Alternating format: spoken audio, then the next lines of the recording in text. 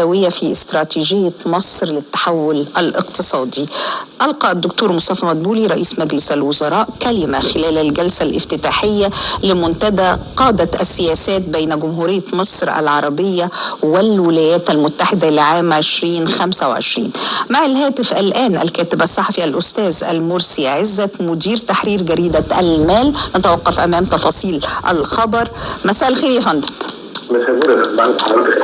اهلا بيك يا فندم. ويمكن يعني السؤال اللي بيطرح نفسه بشكل كبير جدا، خلينا نتكلم عن دعم الحكومة الكامل الحقيقة للقطاع الخاص. تمام. اولا يعني احنا عايزين نقول ان الحكومه خلال الاونه الاخيره بتبذل جهود كبيره جدا لدعم وتطوير القطاع الخاص. حتى كمان حضرتك لو تابعت معظم المنتديات والمؤتمرات سواء داخل مصر او خارجها، سواء على لسان قاده الدوله او الحكومه او حتى ممثلين الحكومه، دايما بيهتموا بالعمل على تطوير مشاركه القطاع الخاص في الاقتصاد المصري. وخصوصا الكلام عن المنتدى قاده سياسات مصر وامريكا، رئيس الوزراء يعني عرض يعني تفصيلا ايه اللي بيحصل خلال الفتره اللي فاتت وايه اللي هيحصل خلال الفتره اللي جايه.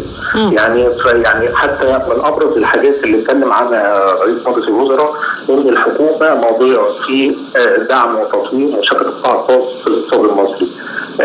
عرض يعني ان الشركات القطاع الخاص دلوقتي ما بتاخدش وقت في تاسيس الشركات القطاع الخاص بيتم دعمها من كافه الجهات الحكوميه، حتى كمان الاجراءات الجمركيه ما بتاخدش وقت حاليا عكس الفترات السابقه. طيب احنا لو قلناها في نقاط يا فندم، يعني كان ايه المعوقات اللي كانت بتحصل؟ فكان بيبقى فيه عزوف من القطاع الخاص، لكن دلوقتي اصبحت الحكومة الحقيقة بتدعمه وبقوة وبتزيل هذه العقبات.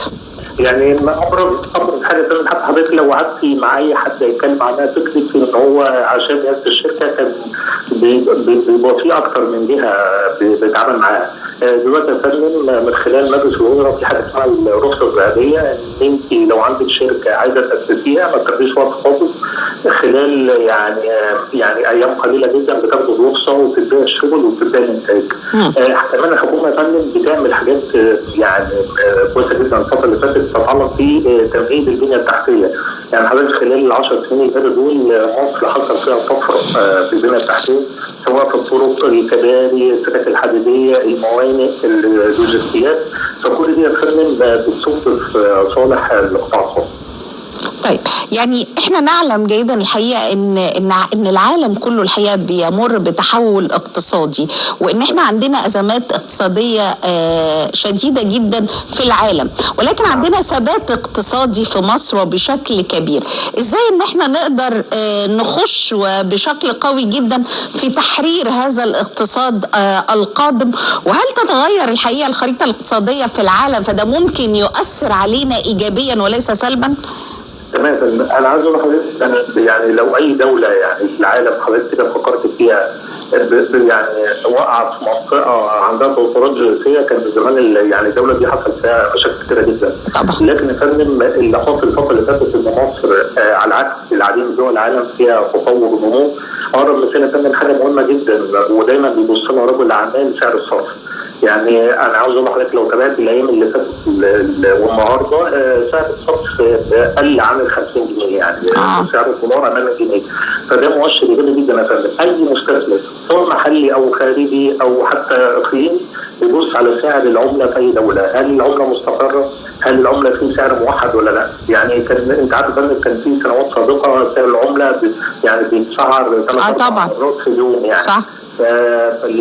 فده مؤشر ايجابي جدا. برضه في مؤشر ايجابي جدا يا فندم انخفاض التضخم، في برضه مؤشر ايجابي جدا انخفاض الفائده، فدي مؤشرات بتجذب اي مستثمر سواء مستثمر محلي او مستثمر خارجي.